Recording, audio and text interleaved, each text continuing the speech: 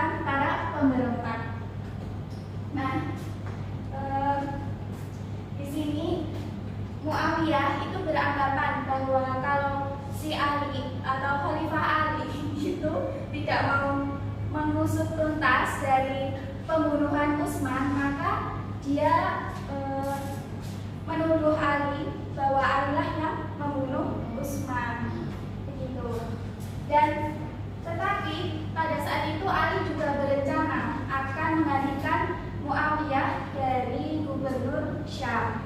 Dan dari situ terjadilah isu propaganda yang mengakibatkan terjadinya perang antara umat Islam, yaitu perang Jamal dan perang Siffin. Nah, dari perang Siffin ini terjadilah peristiwa tahkim atau perdamaian. Langsung terjadilah kekecewaan dari umat Muslim terhadap kepemimpinan Ali, dan ada golongan yang keluar, ada golongan yang memihak pada Ali dan memihak pada Muawiyah. Nah, golongan yang keluar ini disebut kelompok Khawarij, yaitu yang keluar dari Ali dan Muawiyah. Nah, tetapi tahkim ini tidak menghasilkan tidak menghasilkan sesuatu yang memuaskan. Nah, dari situ dari kelompok Khawarij tadi yang golongan keluar itu, dia berencana untuk membunuh Muawiyah dan Ali, dan yang terbunuh pada saat itu adalah Ali bin Abi Thalib. Jadi setelah terbunuhnya atau wafatnya Ali itu, terjadilah perdamaian Islam yang disebut Amul Jamaah. Oke, inilah khalifah-khalifah pada masa Daulah Bani Umayyah. Ada 14 ya. Bisa kalian baca di buku paket kalian. Sudah dibuka ya dari buku paketnya? Sudah. Oke. Nah, tidak semua khalifah cakap dan sukses menjadi seseorang pemimpin. Di antara khalifah yang dianggap sukses dan membawa kepada kemajuan Daulah Umayyah di Damaskus itu ada 5. Yang pertama, Khalifah Muawiyah bin Abu Sufyan, ada Khalifah Abdul Malik bin Marwan, Khalifah Al-Walid bin Abdul Malik, dan Khalifah Umar bin Abdul Aziz. Sekarang kita membahas kebijakan-kebijakan dari khalifah yang berprestasi tadi. Yang pertama ada Muawiyah bin Abu Sufyan. Kebijakan-kebijakannya bisa dibacakan, Mbak Aka? Tidak kelihatan. Itu memindahkan ibu kota Khalifah Daulah Umayyah dari Madinah ke Damaskus. Yang kedua, membangun administrasi pemerintahan. Yang ketiga, menciptakan sistem pemilihan khalifah dengan cara monarkis dan identitas. Yang keempat, mengubah fungsi Baitul Mal pada masa Khulafaur Rasyidin. Baitul Mal berfungsi sebagai harta kekayaan rakyat. Kemudian diubah pada masa Umayyah menjadi harta kekayaan keluarga raja. Kelima, membentuk Diwanul Hijabah. Yang keenam, membentuk Diwanul Hirat. Membentuk Diwanul Khairaj. Ya, terima kasih Mbak Akar. Itulah kebijakan dari Muawiyah bin Abu Sufyan. Selanjutnya yaitu kebijakan Marwan bin Hakam. Pak Isma, tolong dibacakan. Ya, silakan. Marwan bin Hakam, kebijakannya 1, meredam gerakan di berbagai wilayah yang menghambat stabilitas pemerintahannya.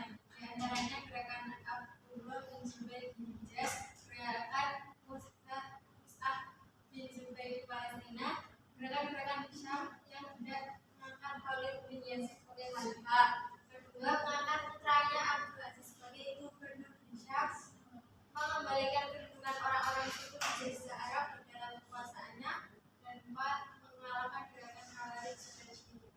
Ya, terima kasih Pak Isma. Itulah kebijakan dari Marwan bin Hakam. Selanjutnya yaitu kebijakan Abdul Malik bin Marwan. Di antara kebijakannya yang pertama apa? Mencetak uang dinar, menggantikan uang Bizantium dan Sasania. Ya, yang kedua Melakukan asimilisasi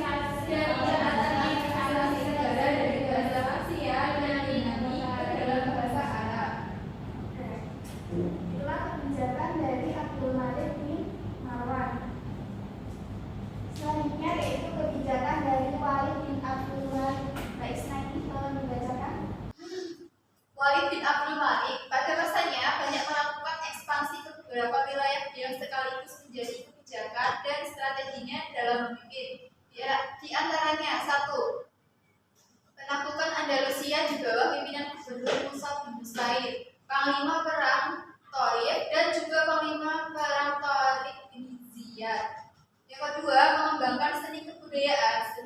jadi karya seni berjarak Islam dan menjadi kebudayaan tertinggi kala itu. Kemudian yang ketiga, membangun rumah sakit, panti jompo, panti asuhan, dan gedung pemerintahan, serta mendirikan madrasah-madrasah. Kemudian yang terakhir, merenovasi Masjidil Haram, mengadakan perbaikan makam Rasulullah, serta merenovasi Masjid Nabawi dan Masjid Umawi di Damaskus. Ya, terima kasih Mbak Ismani. Setelah kebijakan dari Walid bin Abdul Malik dan yang terakhir yaitu kebijakan Umar bin Abdul Aziz. Tolong Mbak Eka bacakan.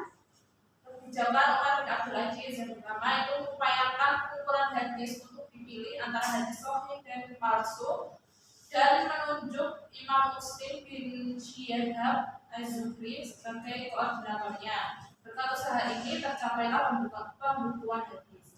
Yang kedua, menghentikan pemungutan pajak dari mu'alaf dan memangkas pajak dari orang Nasrani. Kebijakan ini membuat orang-orang berbondong-bondong untuk memeluk Islam. Yang ketiga, itu menetapkan hukum berdasarkan syariat Islam dengan tegas. Yang keempat, memindahkan sekolah kedokteran dari Iskandaria, Mesir ke Antioquia dan Baghdad. Dan yang kelima, itu menggantikan kedudukan gubernur yang tidak taat terhadap aturan. Ya, terima kasih Mbak Eka. Setelah kebijakan dari Umar bin Abdul Aziz, jadi dari kelima khalifah inilah yang berprestasi pada masa Daulah Umayyah di Damaskus.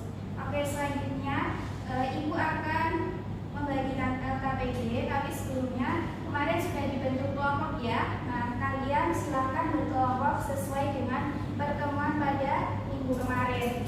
Sekarang Ibu bagikan LKPD-nya dulu.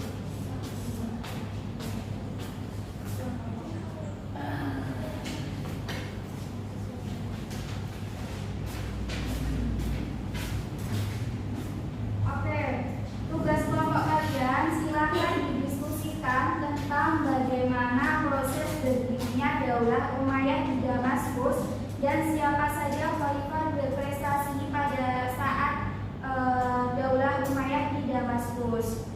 Untuk mendukung hasil diskusi kalian, kalian bisa mencari sumber lain dari buku atau internet yang relevan dengan materi tersebut ya.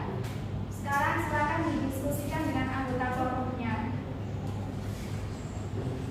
Sudah? Sudah, Bu. Sudah, Bu. Oke, setelah berdiskusi dengan kelompok, kalian mempresentasikan ke depan ya. Ya, Bu. Siapa yang sudah selesai?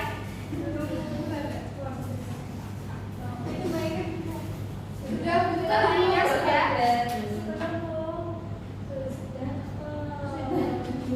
Sudah ya, maju ya.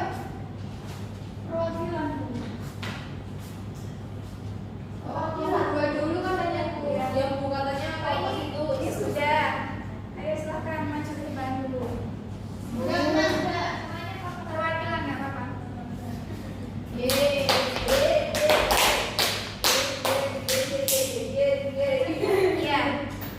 Didengarkan ya teman-teman.